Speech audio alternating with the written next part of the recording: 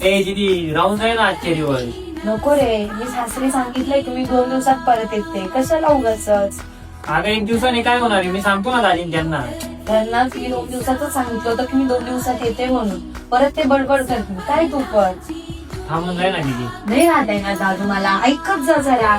आता मी इकडं नाही राहत, सासरी राहते. अगं तू गेली ना, घर कसं खायला सुटत ग. मम्मी एका कोपऱ्याला बसलेली राहते, पप्पा एका कोपऱ्याला बसलेला राहतो. माझ्या संग भांडायला कोणी राहत नाही. तू गेली ना पूर्ण घर शांत होऊन जातं ग दीदी. तुझं सगळं खरं आहे रे दादू. आणि तुला काय वाटतं, माझं खूप मन होत असेल का सासरी जायचं?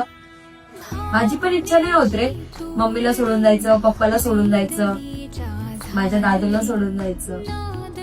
आणि मला सासरी गेल्यावर आठवतं आपल्या मस्त्या, गमती जमती.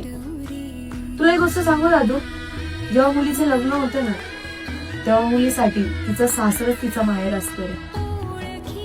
मग तिला काहीच करता येत नाही. पण जेव्हा प्रत्येक मुलीचं लग्न होतं ना, तेव्हा तिला संसारासाठी माहेर मागं ठेवूनच जावं लागतं. आता तू मागे तर काही ठेवून जात नाही ग, पण आमच्या चेहऱ्यावरचा हसूच घेऊन जाते ना ग दीदी तू.